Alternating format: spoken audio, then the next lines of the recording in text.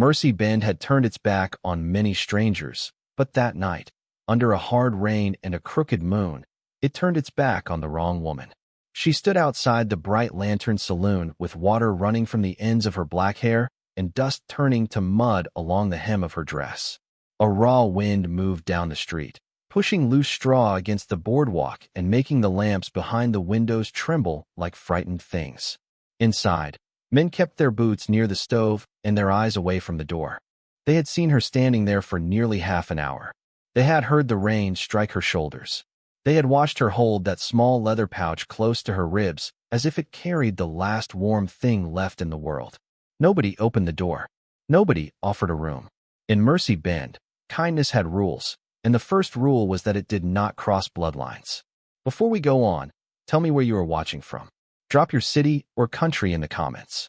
And if you believe justice can ride quiet and still arrive on time, hit like and follow. Now, back to the story. Caleb Whitmore came out of the saloon just as a silver coin landed in the mud near the woman's boot. It had been tossed from somewhere inside, not as payment, not as help, but as insult dressed up like charity. The men by the window laughed low, the way cowards laugh when glass stands between them and shame. The Apache woman did not bend for it. She only looked at the coin, then at the door, and something in her face went still. Not weak, not broken, still, like a canyon before thunder. Caleb stopped beneath the awning, rain dripping from the brim of his hat. He was 34, broad from cattle work, quiet from too many winters alone, with a face the town trusted only when it needed a fence fixed or a horse calmed. 5 years earlier, folks had spoken softly around him. Now they mostly stepped aside. A man who lived alone at the far end of the valley became easy to misunderstand. The woman sensed him before she looked at him. Her hand tightened around the leather pouch. Caleb noticed that. He noticed the mud on her sleeves, the careful way she kept weight off one foot, the white line of exhaustion around her mouth. He did not ask her name. He did not ask what trouble followed her. He only took one slow step down from the boardwalk, kept both hands where she could see them, and spoke in a voice low enough that it belonged more to the rain than to the street. Have you got anywhere to sleep? The laughter inside the saloon died so fast it felt like a match going out. The woman studied him with dark eyes that had learned not to trust open doors. A horse shifted somewhere down the street. Rain ticked against the tin roof.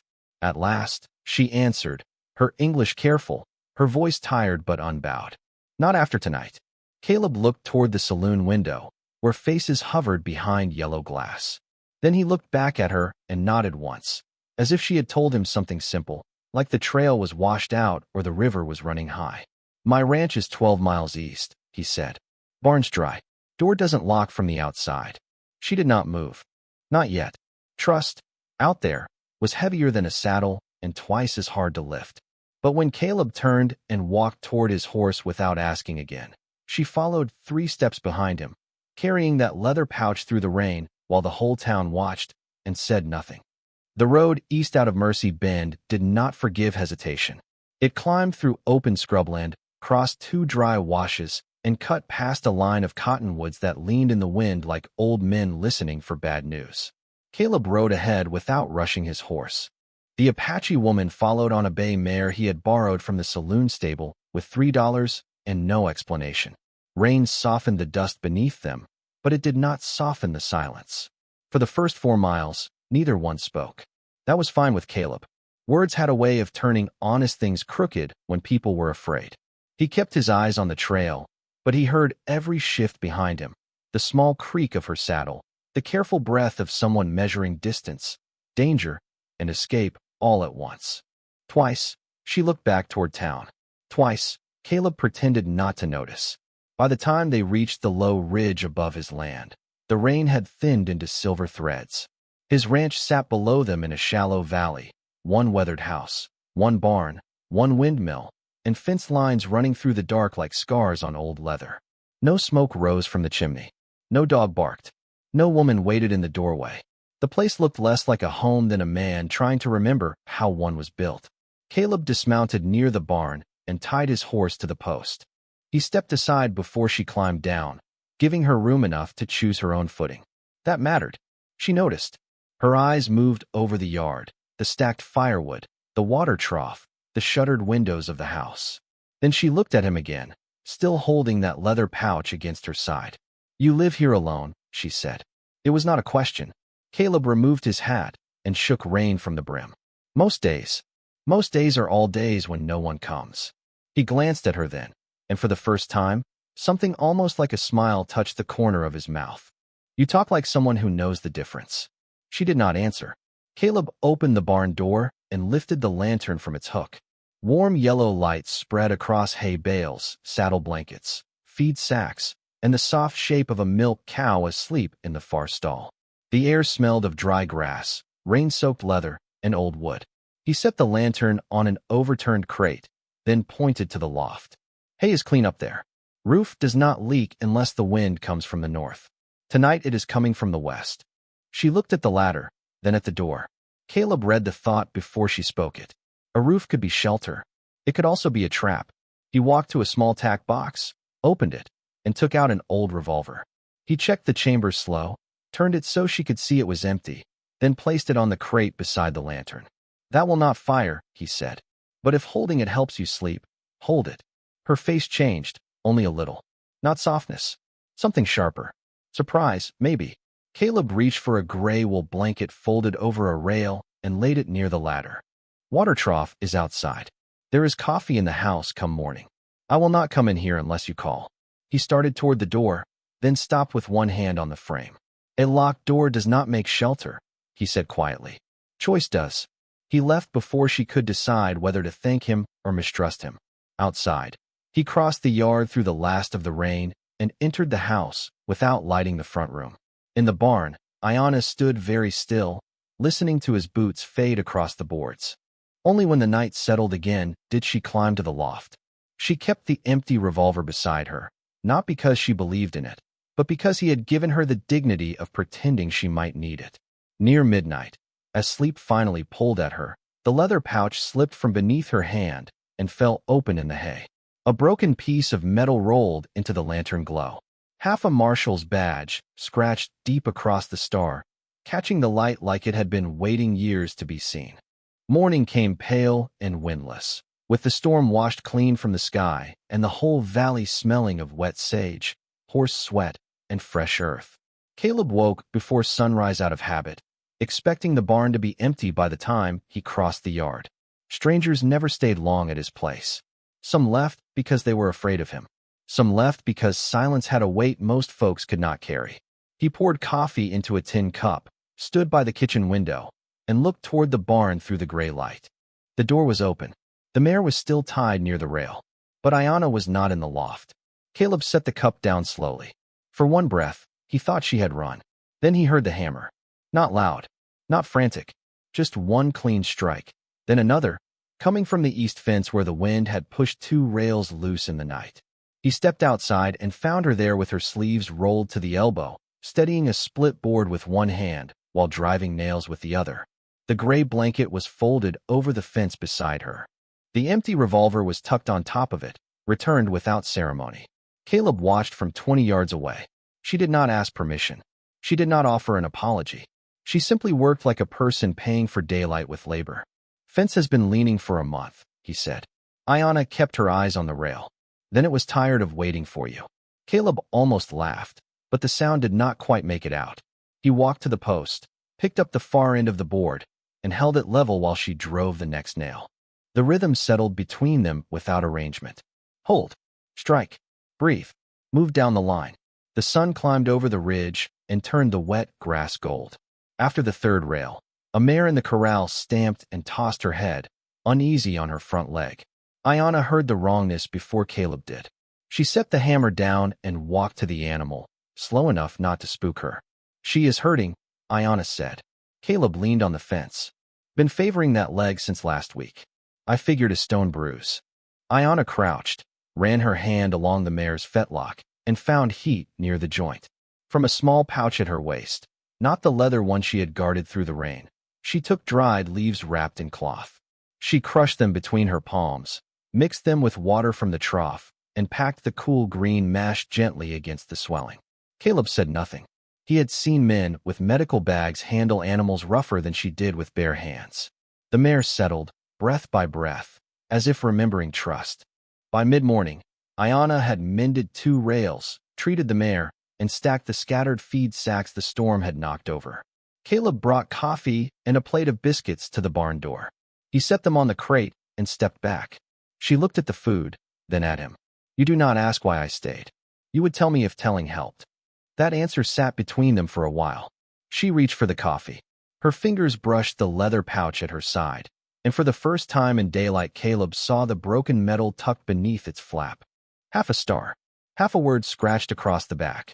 His chest tightened before his mind understood why. He had seen that kind of badge before.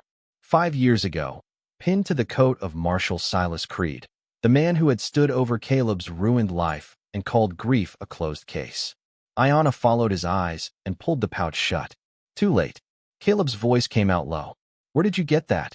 The wind moved through the barn, stirring the hay, carrying the smell of rain that had not yet fully left the world. Ayanna held the tin cup in both hands, but she did not drink. "From a woman who died telling the truth," she said. And Caleb felt the morning go cold around him. Caleb did not reach for the pouch. He did not step closer. The old hurt in him wanted answers fast, wanted to tear the past open and shake the truth loose. But the woman standing in his barn had already spent a night deciding whether his roof was safer than the rain. So he stayed where he was, with the coffee cooling in his hand and the morning light cutting through the slats behind her. "What woman?" he asked. Ayanna looked toward the ridge beyond the corral, as if the answer lived somewhere out there in the dry washes and red grass. She had yellow hair, Ayanna said, a blue ribbon tied around her wrist. She carried medicine in a canvas bag and spoke soft, even when children cried. Caleb's jaw tightened. The name rose in him before she said it. Clara. 5 years gone, and still the sound of her name could turn his ribs into wire. Mercy Bend had buried Clara beneath a cottonwood cross and a story. The story said Apache riders had found her on the North Trail while she carried supplies to a sick family.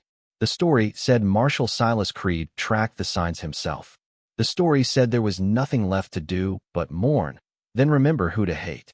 Caleb had tried to believe it because grief makes poor company and anger at least sits beside you.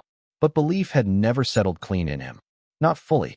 Not when Clara had spent her life carrying broth to hungry children, blankets to Mexican laborers, and fever medicine to Apache camps no doctor in town would ride near. Her name was Clara, Caleb said. Ayanna turned back slowly. Something in her eyes changed, not surprise, but recognition finding its mark. "She saved my brother." The barn seemed to grow quieter. Even the mare stopped shifting in her stall. Ayanna lowered herself onto the feed crate, still holding the tin cup, still not drinking. There was sickness near Black Mesa. Many children had fever. White doctors would not come. Traders sold bottles of colored water and called it medicine. Your Clara came with real quinine, clean cloth, and a mule that did not like anyone but her. Caleb could see it too clearly. Clara laughing at a stubborn mule. Clara tying that blue ribbon when her sleeves would not stay up. Clara saying mercy was only worth something when it cost a person comfort. She was not afraid, he asked. She was afraid, Ayanna said. She came anyway. That was Clara. That was the part Mercy Bend had never understood. Courage did not make a person loud. It made them show up with trembling hands and do the work. Ayanna reached into the leather pouch and took out a small square of faded cloth. She unfolded it with care. The blue stitching had weathered thin, but Caleb knew those letters before his eyes could bear them. C. B. Clara had embroidered every handkerchief she owned because she said the wind in that country stole anything without a name. Caleb sat down on a hay bale because his legs no longer trusted him. Ayanna placed the cloth on the crate between them, not offering comfort, only truth. She gave this to me after my brother's fever broke. She said if trouble came, I should carry proof that kindness had passed between us. Caleb stared at the letters until they blurred. Trouble came. Ayanna's hand closed around the broken badge beneath the pouch flap. Men came after sundown. Not Apache, not strangers. Men who wore town dust on their boots and law in their voices. Caleb lifted his eyes. Outside, far across the valley, a rider appeared on the west road, small against the pale horizon, moving toward the ranch with the steady purpose of bad news. The rider on the west road was not Marshal Silas Creed. Not yet. It was Elijah Boone, The old gravekeeper from Mercy Bend, bent in the saddle like a man who had spent too many years lowering other people's secrets into the ground. His mule came slow, but his eyes kept moving behind him, checking the road as if daylight itself might be followed.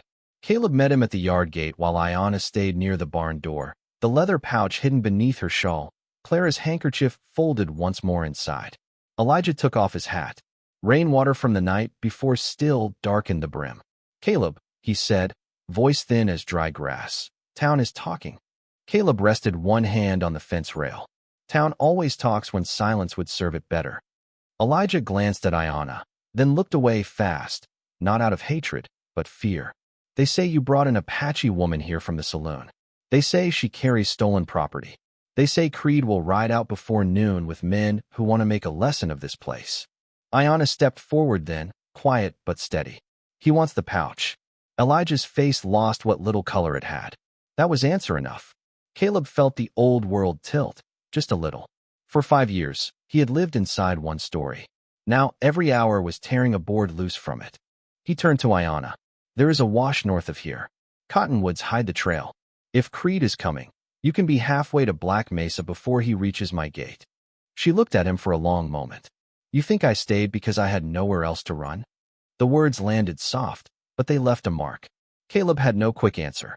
Ayanna walked past him toward the corral, where the mare she had treated stood calmer now, one hoof resting easy in the dust.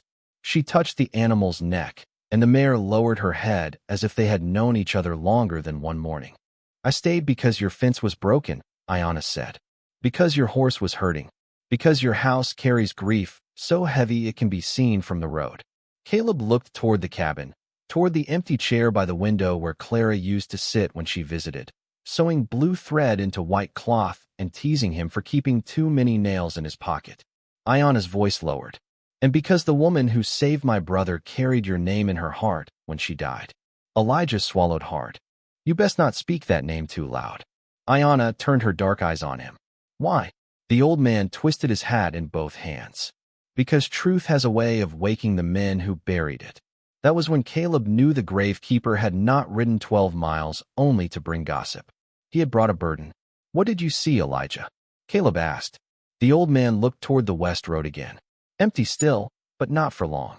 I saw enough to know Clara Bell was not found where Creed said she was found. I saw enough to know her hands were clean, her medicine bag was missing, and that badge he wore the next morning had a fresh break on one side." The yard went still. Wind stirred the gray blanket hanging near the barn, lifting one corner like a hand asking to be heard. Caleb did not speak for several breaths. When he finally moved, it was not toward his rifle or his horse. He went to the kitchen pump, filled a cup with water, and handed it to Elijah. Then he faced Ayanna. "Show me where she was last seen." Elijah shook his head.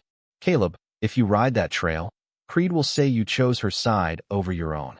Caleb looked at Ayanna, at the woman Mercy Bend had left in the rain, at the truth she had carried farther than any fair soul should have to carry it. "No," he said quietly. "I am choosing the side I should have chosen 5 years ago." Ayanna watched him saddle his horse without asking her to follow. That mattered too. But when he started toward the north trail, she mounted the bay mare and rode beside him, not behind, while Elijah remained at the gate with his hat in his hands, staring west at the first thin rise of dust. The north trail did not look like a road so much as a memory the land had almost swallowed. It ran between low mesquite, crossed a dry creek bed, and climbed toward a shelf of red stone where the wind had scraped the earth bare. Caleb rode with his hat low, saying little, but every landmark pulled something loose inside him. 5 years ago, Marshal Creed had told him Clara was found 2 miles west of here, near the wagon ruts, where any traveler might be seen.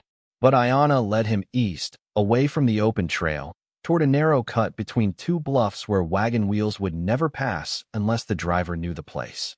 The air grew warmer there, trapped between stone walls.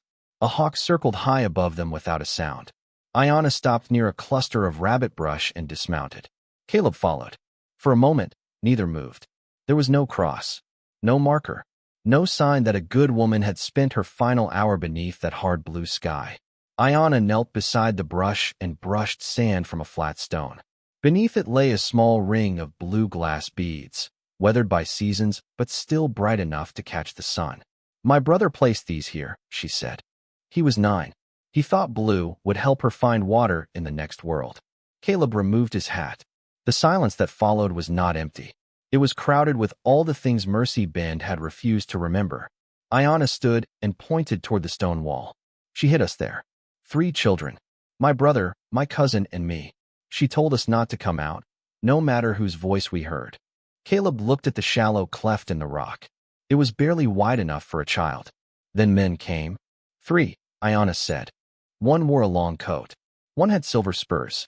1 spoke like the law belonged to him. Caleb did not need the name. It arrived anyway.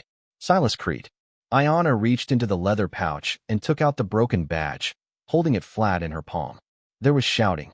She said the medicine was not theirs to sell. She said people were dying because of colored water in glass bottles. Then she threw something. It struck the man with the law voice. This broke. Caleb stared at the half-star, at the scratched metal, at the jagged edge where the other half had torn away. All these years, he had hated a shadow because the town handed him one. The real shape of the truth had been smaller. A badge, a ribbon, a child hiding between stones. He turned away, not because he doubted her, but because grief had found its proper name and it was almost too heavy to face. Ayanna's voice softened, though it did not lose its strength. I wanted to bring this sooner. My father said no white town would hear an Apache girl over its own marshal. He was right then. Caleb looked back at her. And now, she met his eyes. Now I am not a girl. And you are not the man they thought grief would make. Those words settled deeper than comfort. They were not gentle, exactly. They were clean. Caleb reached toward the badge, then stopped short, letting her decide. After a breath, Ayanna placed it in his hand. The metal was warm from her palm. That small trust changed the air between them more than any promise could have. Hoofbeats reached them a moment later, faint but growing, rolling through the cut like thunder kept on a short rope. Caleb turned toward the trail mouth. Dust lifted beyond the bluffs. 6 riders. Maybe 7. Ayanna took the badge back and slid it into the pouch. Her face had gone still again, canyon still. Creed, she said. Caleb stepped beside her, not in front of her. Then we ride home slow, he answered. Let him follow the truth all the way to my door. They rode back with the sun sliding west and Creed's dust following at a distance. Never close enough for words. Never far enough to forget. Caleb kept his horse at an easy pace. Ayanna rode beside him, the leather pouch pressed beneath her shawl, her face unreadable in the copper light. The valley opened below them at last, quiet and plain, with the barn roof shining from the last of the rain and Elijah Boone still standing at the gate like a man who had not moved since they left. But now he was not alone. 2 other figures waited near the fence. Mrs. Hattie Lowell from the boarding house, small and gray-haired, holding a flour sack in both hands. Beside her stood Samuel Pike, the barber, his sleeves rolled down despite the heat. Folks who had kept silent too long sometimes looked smaller when truth came near. Caleb dismounted first. Why are they here? Ayanna asked. Elijah answered before Caleb could. Because some graves are not the only things I have tended. Hattie stepped forward, eyes fixed on the dirt. I washed Clara's dress before the burial, she said. Her voice trembled, but it did not break. There was red stone dust on the hem. Not road dust. Not West Trail dust. Red stone, like the North Cut. Samuel took off his hat. And I shaved Creed the next morning. He had a scrape under his jaw and half his badge missing. Said he caught it on a barn nail. Caleb looked at these people who had held pieces of the truth for 5 years and called their fear prudence. Anger rose in him, hot and ready, but Ayanna's hand touched the fence rail between them, not him, just the wood. A quiet reminder. Do not let old lies decide the shape of new justice. Then Creed arrived.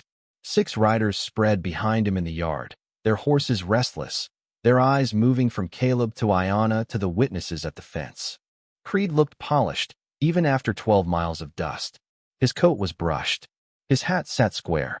The badge on his chest caught the light, whole and shining, as if metal could deny memory. Caleb, he called, easy as Sunday. Step away from the woman. Caleb did not move. This is my ranch. Creed smiled without warmth. Then keep it by making a sensible choice.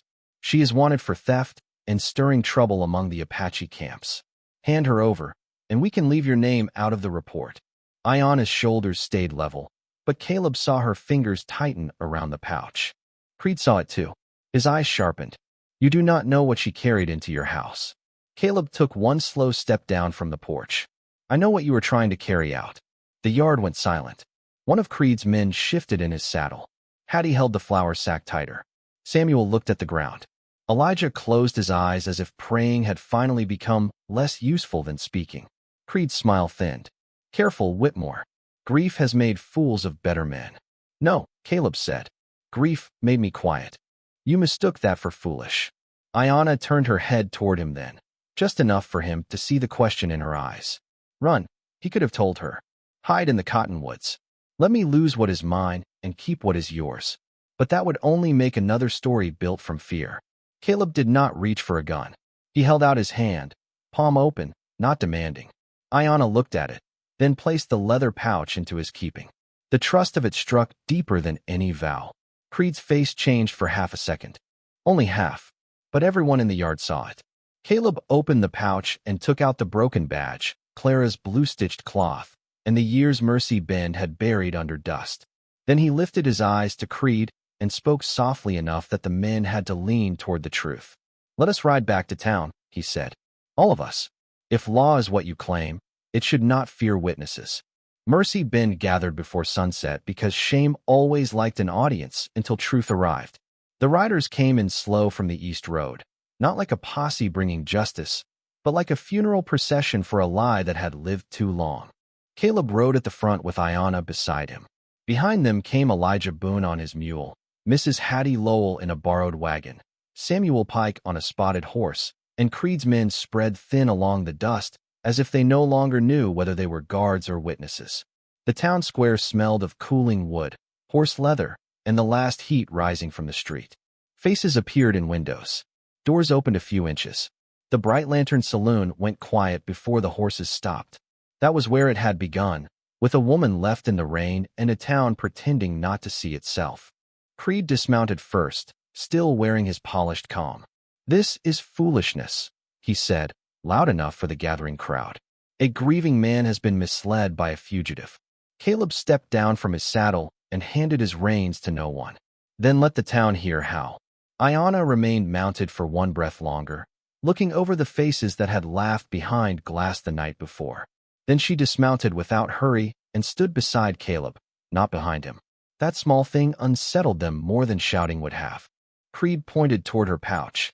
That property is evidence of theft. It is evidence, Caleb said, just not of hers. He opened the leather pouch on the water trough in the center of the square. The broken badge came first, catching the orange light. Then Clara Bell's handkerchief, blue letters worn thin but still readable. Then the ring of blue glass beads Ayana had gathered from the north cut, wrapped in cloth so they would not scatter.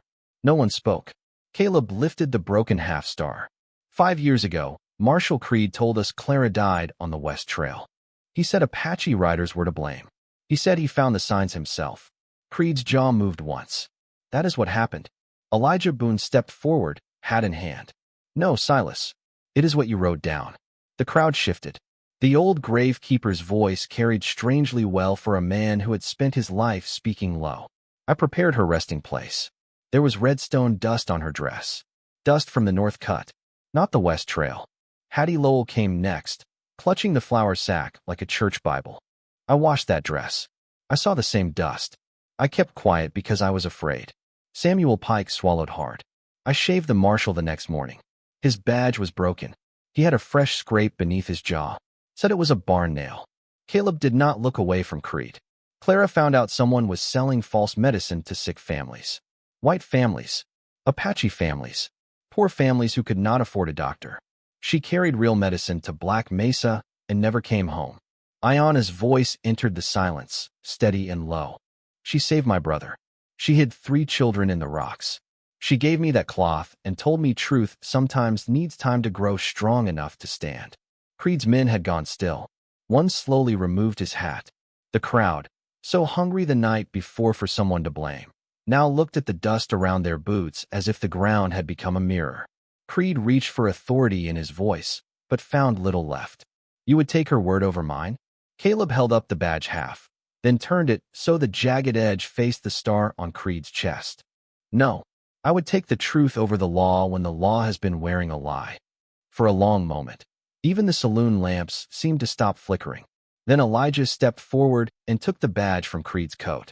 The marshal did not fight him. He only stood there, smaller than his own shadow, while Mercy Bend finally understood what hatred had cost. Ayanna watched in silence, and Caleb knew the town's apology, if it ever came, would not be enough. But the noose of the lie had loosened. Not with gun smoke, not with blood, with a handkerchief, half a badge, and the courage of frightened people speaking at last. The ride back to Caleb's ranch took place under a sky washed clean by evening, with the first stars appearing one by one above the dark line of the ridge. Nobody spoke for the first 6 miles. Mercy Bend had spent so long feeding on one lie that silence felt like the only honest thing it had left to offer. Behind them, the town lamps shrank into yellow pinpricks. Ahead of them, the valley opened wide and still, smelling of cooling dust, wet grass, and cedar smoke carried from some far cabin beyond the hills. Caleb rode with Clara's handkerchief folded in his coat pocket. Ayanna rode beside him with the leather pouch resting loose in her lap for the first time since he had met her. She was not clutching it anymore. Some burdens do not disappear when truth is spoken, but they change weight. By the time they reached the ranch gate, moonlight had silvered the barn roof and turned the fence rails pale as bone. Elijah Boone had ridden halfway with them, then turned back toward town to make certain the written record changed before memory could grow cowardly again. Hattie had wept once, quietly, while Samuel stared at his hands like they belonged to a man he was only beginning to know. Creed remained in town without his badge, watched by men who had once followed him because it was easier than thinking. Justice had arrived without a shot fired. It looked smaller than folks expected. It looked like metal removed from a coat. It looked like witnesses saying what fear had kept buried. Caleb dismounted at the barn and opened the gate for Ayanna. He did not tell her she was safe now.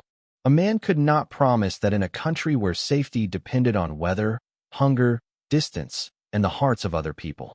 He only said, "The mayor will need that poultice changed by morning." Ayanna looked at him, and the smallest smile touched her mouth, gone almost before it arrived. "Then morning should find me here." Caleb nodded once, as if his chest had not just forgotten how to breathe. Inside the house, he lit the lamp near the stove. The room looked different with another person standing in it. Not crowded, not healed, just less abandoned. Ayanna walked slowly past the table, past the cold fireplace, past the chair by the window where grief had sat longer than any guest. She reached into the leather pouch and took out Clara's handkerchief. Caleb started to speak, but she raised her hand, not to stop him harshly, only to ask for quiet. She folded the cloth and placed it on the mantel beside a chipped blue cup Caleb had never been able to throw away. Then she hung the pouch from a wooden peg near his coat. The sound of it settling there was soft, almost nothing, yet it changed the whole house. Caleb stood by the door, hat in his hands. "You do not owe me staying," he said. Ayanna turned toward him, her dark eyes steady in the lamplight. "I know." Outside, the wind moved along the eaves. A horse shifted in the barn. Somewhere far off, a coyote called once and was answered by nothing. Caleb opened the stove, set kindling beneath the iron grate, and struck a match. Fire took slowly, then held. Ayanna sat at the table without asking. He poured coffee into 2 tin cups and set one before her. No vows were spoken. No town bell rang. No one came to bless what began there. But at sunrise, smoke rose from the chimney.